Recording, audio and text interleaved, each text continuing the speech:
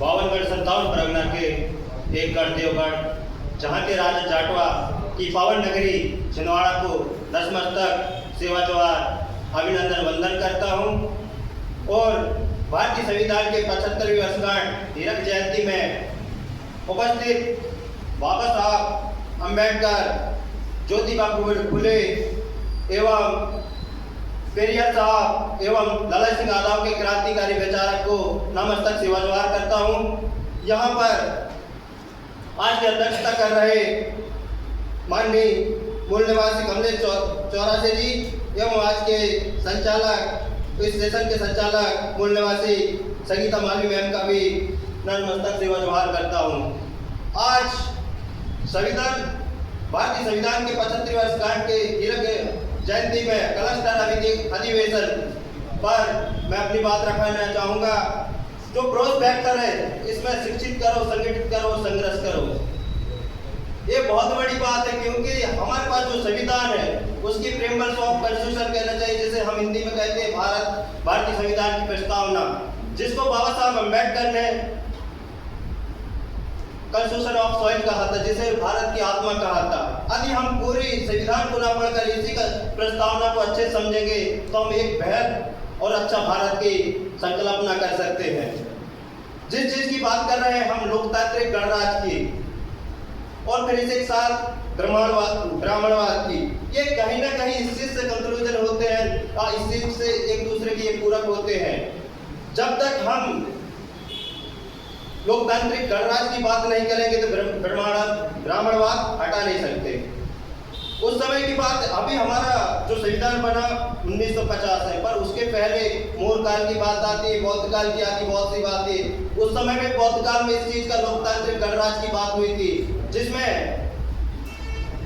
हमारे पास सम्राट चंद्रगुप्त मौर्य के दरबार में यूनानी एक थे जो मैगजीन कहते, वो अपनी किताब में लिखे थे कि वहां पर भी ये लोकतांत्रिक गणराज्य की बात कही गई थी, परंतु इसको डिमोटिवेट हम कहना चाहिए कि जो ब्राह्मणवाद इसको तोड़ते गया, पर लास्ट में ये हुआ कि उनको मजबूरन बाबा साहब अम्बेडकर जी ने वहां पर ये अपनी बात रखी, जिसके कारण हमको ये शब्द मिला, शिक्षित करो। अब शिक्षित करो तो ये ब्राह्मणवाद की सबसे इम्पोर्टेंट, इसी कारण हम कह रहे हैं कि शिक्षित करो करके, क्योंकि हमको तो आज दिन तक साइंटिस्ट के बारे में नहीं पढ़ाया गया। हमको यही पढ़ाया गया कि जो भगवान थे उनने सूर्य को निकल गया। अब भैया 5600 डिग्री सेल्सियस रहता है, यहाँ पे बीमार होते हैं, 100 डिग्री सेल्सियस में तड़प के मर जाते हैं। क्या हम इस चीज में परफेक्टता लाएंगे साइंटिस्ट में? हम कहें कि फर्टिलाइजेशन 4 जगह से होती है, पर हम एक चीज देखें कि जब तक प्लस और माइनस नहीं होती कोई चीज बनती नहीं है। तब तक इस चीजों से हम क्या शिक्षित हो पाएंगे? इसलिए हमारी जो शिक्षितता है उसको हमको बढ़ाना पड़ेगा। रही बात संगठित करो, अब संगठित तो हम कर सकते हैं, संगठित हमारे बहुत से क्रांतिकारी साथी भी बैठे, वो संगठित करते। मजबूरी ये होता, मास्टर प्लान करने वाला नहीं होता, खुद हम आकर पूछना पड़ता है। इसके साक्षात जवाब हमारे धन्नू दादा है, इनको मैं हमेशा देखते रहता हूँ, कभी जेल में जाते हैं, कभी जंगलों में घूमते हैं, कभी कहीं जाते हैं। अब मजबूरी ये है कि जब मैं 2017 में बाहर पढ़ रहा था, मैं नाम नहीं लेना चाहूँगा, हम उन साथियों जो हमारे मार्गदर्शक मानते थे उनके साथ हमारा वो हो गया था, हमारी रिपोर्ट वगैरह हो गई थी, तो डर लगा उस समय में, हमको कैरियर बनाना है। जब तो हम संघर्ष करेंगे, खाने के लिए खाना रहेगी तब संघर्ष करेंगे। पर ऐसे महान को देखता हूँ तो ऐसा लगता है कि यार सच में हमारे लिए कुछ होना चाहिए। और साथ में रहे संगठित, वहाँ पर ओबीसी समाज के बहुत से लोग बैठे होंगे, माफी चाहूँगा कहीं मेरी बातों में आपको बुरा लगे। मैं यहाँ तक देखता हूँ कि एससी समाज हो, एसटी समाज हो, कहीं ना कहीं जो मूल निवासी समाज है वो कहीं ना कहीं थोड़ी बहुत जागरूक हुई है, पर जो ओबीसी समाज है कहीं ना कहीं इतना है कि उनके कंधे से सब लोग बंदूक चला रहे हैं। आज मेरी संस्था में बहुत से लोग बैठे हैं, आज मेरे संस्था में, मैं नाम नहीं लूंगा जिस संस्था में मैं काम करता हूँ, वहाँ पर बहुत से ओबीसी के लोग बैठे हैं। उनसे जब बात छिड़ती है, जब लंच का टाइम होता है, तो बोलता हूँ किस चीज़ से आते हो, तो फिर वो ऐसे आ जाती है, मैं बोला ब्राह्मण हो, क्षत्रिय हो कि वैश्य की शूद्र हो। वो लास्ट में बोलते हैं कि हम छात्री हैं। अच्छा, मानचल इतिहास पता ही नहीं फिर। और एक चीज सही बोले कि जो अपना इतिहास है नहीं जानते वो कभी इतिहास बना नहीं सकता, पहली कमी है। तो मैंने बोला चलो इस बात को आगे नहीं छोड़ूंगा, पर बातों बातों में इतना उनको मोटिवेट कर दिया तो वो भी मानते हैं कि हाँ क्या चीज़ होती है। पर एक में हमारे यहाँ जो डायरेक्टर के नीचे वाले रहते हैं वो अधिकारी भी हैं, उन्होंने बोला कि मैं यदि एसटी होता तो कलेक्टर बन जाता, वो बन जाता। तो मैंने बोला कि आप मेरी मेरिट देखना चाहते हो, चलो देख लो। मैंने बोला जब मैं पढ़ाई करता था एमपी पुलिस छोड़ा, अभी प्रेजेंट टाइम भी एमपी पुलिस, और मैंने बोला वर्तमान में रेलवे में लोको पायलट में हुआ तो मैं किसी से नहीं गया था, जनरल सीट से गया था। और पर मजबूरी ये रही कि मेरा जो आई था वो नहीं हुआ, वे अलग बात है, वो मैटर। तो मैंने बोला हम लड़ने से नहीं डरते, पर हम सुविधा से डरते हैं। बताओ आप कहाँ और हम कहाँ, और कहते हो कि रन कर लो, हम नहीं कर सकते। आप भी खेतों में आप तो हम रन करने के लिए तैयार हैं इस चीज़ में। अब दूसरी चीज़ आती है ओबीसी समाज को हमारा जब तक नहीं जगाएंगे तब तक हम सक्सेस नहीं हो पाएंगे, क्योंकि वो उन लोगों की अभी देखेंगे कांवड़ यात्रा चल रही है, मम्मी पापा की उन लोगों ने कभी सेवा किए नहीं होंगे, पर कांवड़ यात्रा उठाने की वही होता है। हमारे समाज में आगे आएगी नहीं आ पाएगी।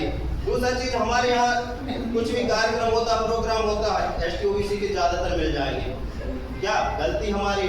एक बार क्या हुआ कि कुछ लोग थे, मैं हमेशा तो जाते रहता हूँ और हमारे मिथुन दादा मैं कभी माइक में नहीं जाना चाहता, और हर सम्मेलन हो जो भी हो मैं हमेशा पीछे खड़ा रहता हूँ।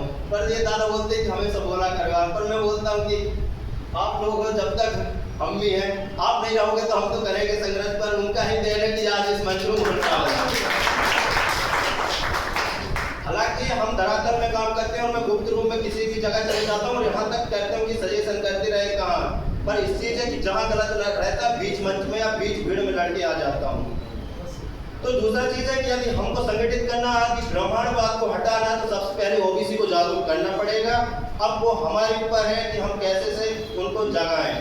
अब दूसरा चीज़ आती है कि हमारे पास संघर्ष करो, हम संघर्ष तो कर रहे हैं, पर एक चीज देखते हैं कि हमारे साथ ही सिंपैथी की लड़ाई होती है। मुझे माइक मिलना चाहिए, मेरा नाम होना चाहिए, नहीं होगा तो माइक का विरोध कर देंगे। ये चीज हकीकत है। मैंने कई बार देखा होगा कि माइक न मिला तो बोलेंगे हम उस कार्यक्रम में नहीं जाएंगे, गुट बना लेंगे, उसका बहिष्कार। अब मैं अनजान नंबर न इस संगठन में न उस संगठन में, अब इसकी सुनो कि इसकी सुनो, इस तरह से मैं भी नहीं जाता। अब जो जा रहे थे तो वो भी नहीं जाते। तो इस चीज से हमारा जो बहुजन समाज है वो नहीं जा पा रहा। और तीसरा चीज ये कि भारतीय संविधान, आपको हम बताना चाहेंगे कि जो छिंदवाड़ा की पवित्र भूमि है ना, ये माटी में इतनी बड़ी सुंदरता है कि यहाँ से पूरा देश चल रहा है।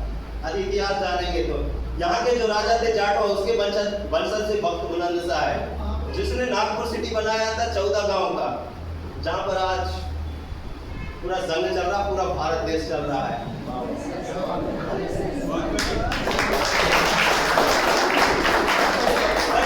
को आपको समझना पड़ेगा कि इस छिंदवाड़ा की भूमि में क्या चीज है। और दूसरा चीज, अभी बात हो रही है लोकतांत्रिक गणराज्य की, या हम लोकतंत्र अभी प्रेजेंट टाइम में इस्तीफा दिए हैं हमारे उपराष्ट्रपति महोदय जी में, उसमें से उपराष्ट्रपति बनने के लिए 5 नाम आ रहा है, न्यूज देखे होंगे।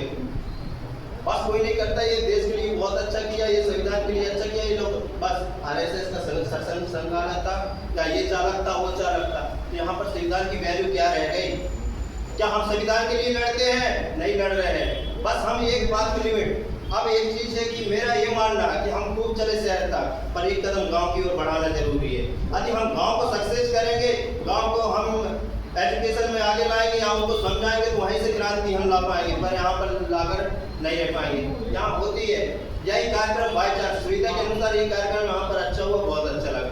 यही कार्यक्रम हम किसी पंचायत में करते, उस प्रॉपर एक गांव के तो आते, साथ ही मतलब 20 गांव के वहां पर आते, तो ये बात उन तक पहुंचती कि हम कैसा करेंगे।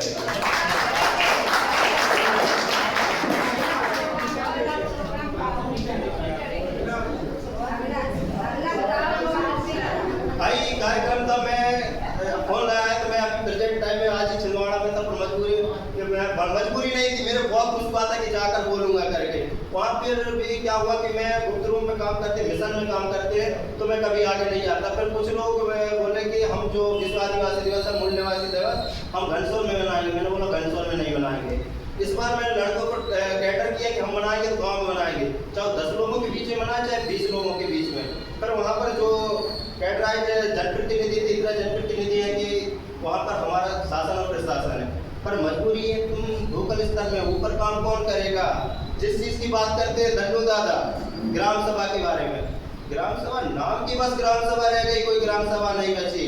क्यों? क्योंकि उनके अभी क्या जो समन्वय बने हैं या पैसा के जो मुआवजा बने सब उन्हीं के आदमी हैं। वहाँ पर कहा गया है कि ग्राम सभा में कि यहाँ ग्राम सभा जो ट्राइबल एरिया की है, हमारे मध्य प्रदेश में दो प्रकार की ग्राम सभा चलती है, एक चलती है सामान्य ग्राम सभा और दूसरा चलती है अनुसूचित क्षेत्रों की ग्राम सभा। और अनुसूचित क्षेत्रों की जो ग्राम सभा चलती है उसमें वो ये बोला गया है कि वो जो ग्राम सभा अपने निर्णय लेगा वो किसी सुप्रीम कोर्ट तक चेंज नहीं कर पाता। वही ग्राम सभा जो धन्नू दादा ले रहे थे, पर सरकार मानती है क्या? उनको जेल पहुंचाती है।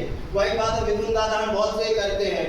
मैं ज्यादातर जो जानता हूँ क्या डी हमेशा मैं मंच में नहीं आज दिन तक सोशल मीडिया नहीं चलाता, सोशल मीडिया चलाता हूँ फर्जी चलाता हूँ, क्योंकि 2-3 बार पर्सनल नाम से बना है, हमेशा हैक हो गए, हमेशा हैक, तो मैंने छोड़ दिया। पर फर्जी बनाकर सबको देखते रहता हूँ। धन्नू दादा से पहली बार मुलाकात हुई सोशल मीडिया में बहुत पहले से हुई थी। तो यही बात है कि हमें यदि हमें जगना है या हमें संविधान बचाना, गाँव को जगाना जरूरी हो गया। इसलिए जो भी कार्यक्रम हो, हम कहते हैं सुविधा के अनुसार कि आप सिटी में करिए, पर पहली कार्यक्रम आप गांव में करिए, वहाँ तो जगाना जरूरी है। क्यों? क्योंकि वहाँ पर बातें होती है। मैं परसों ही गया था, 3-4 गाँव घूमा था, वहाँ के सियाने इंसान बैठता था, मैं बोलता था मेरी पहचान, मेरी कोई आइडेंटिटी अभी मत बता है कि क्या चीज़ हो। गाँव से बहुत दूर जाता हूँ, वहाँ पर सुनता हूँ कि अच्छी कर रही है, वो करती है, अभी प्रेजेंट टाइम में आया। ये पार्टीवाद होती है ना, हमारे लोगों को फंसाती है। कहाँ तक फंसाती है कि मरने देती है ना, जीने देती है। बस बीच में इतना रखती है कि तुमको इस्तेमाल कर ले करके। वहाँ पर बात चल रही थी प्रेजेंट टाइम में संपर्क हुई के जी फग्गन सिंह कुलस्ते जी, उनकी बात मैंने बहुत देर तक सुना। मैं ये नहीं कर रहा हूँ कि उनकी बात क्यों कर रहा हूँ, वो अपने साथ भी हो सकता है बाई चांस। तो बोले कि ये लोग ऐसा करें, बोले ऐसा करें। तो मैंने बोला एक चीज आपको पता है, अभी नल जल योजना में संपत्ति जी ने क्यों फंसी? क्योंकि उसको जिला प्रदेश अध्यक्ष बनाना था। पर हमारे लोगों के ये मनोवादी लोग कभी आगे बढ़ने नहीं देंगे, बस आपको इस्तेमाल करेंगे। इसलिए मैं कहना चाहूंगा कि हम 2-3 चीजों का हमेशा इस्तेमाल करें, शिक्षित करो, संगठित करो और संघर्ष करो। यदि शिक्षित करना है तो हमें वैज्ञानिक तकनीकी से पढ़ाना पड़ेगा बच्चों को, और यदि हमें संगठित करना पड़ेगा तो हमें गांव में जाकर संगठित करना पड़ेगा। और संघर्ष करना होगा या किसी चीज को जीतना होगा तो कभी नाम के लिए ना हो, ना कभी काम के लिए हो। बस हमारा समाज आगे बढ़े, इसी चीज के और इन्हीं बातों को रखकर मैं अपने स्थान ग्रहण करता हूँ।